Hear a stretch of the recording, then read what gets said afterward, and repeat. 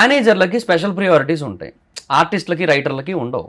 ఒకరోజు రాజ్ కుమార్ అన్న మా జబర్దస్త్లో టాప్ మోస్ట్ రైటర్ ఆయన, నెంబర్ 1 రైటర్ ఆయన. అలాంటి ఒక వ్యక్తి ఆయన వెళ్ళారు, ఫుడ్ తింటున్నారు ఆ రోజు. బేసిక్గా ఆయన ఎప్పుడు బయట నుండి తెప్పించుకుంటారు, ఎప్పుడో అప్పుడప్పుడు మాత్రం తింటారు అక్కడ. అలాంటి పర్సన్ ఆ రోజు ప్రొడక్షన్లో తినడానికని వెళ్ళారు, కూర్చున్నారు. ఎగ్ అడిగితే బాయిల్డ్ ఎగ్ లేదని చెప్పారు, అయిపోయిందని చెప్పారు. సరే ఓకే అయిపోతే ఇంకా మనం ఏం చేస్తామని మేబీ తక్కువ చేసి ఉంటారు ప్రొడక్షన్లో అనుకొని ఆయన తింటున్నారు. మేనేజర్లు వచ్చి కూర్చుంటే ఎగ్ బుర్జీ వెళ్ళింది. ఆ రోజు పెద్ద గొడవ అయింది. రైటర్లకి ఆర్టిస్టులకి లేని ఇంపార్టెన్స్ మేనేజర్లకి ఎందుకు వస్తుంది?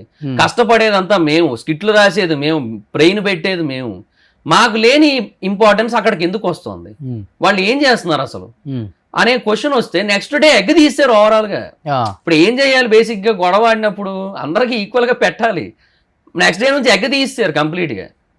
అది జరిగింది అక్కడ. రైస్ గురించి అడిగితే రైస్ కూడా తీసేస్తారు. అదే అనుకున్నాం తెలుసు ఆ రోజు. పోన్లే రైస్ గురించి గొడవలేదు, గొడవడితే అది కూడా తీసుకునేమో అనుకున్నాం మేము. యాక్చువల్లీ అదే అనుకున్నాం. ఇంత దారుణంగా ఉంటుందా అయితే? అంటే ఏమో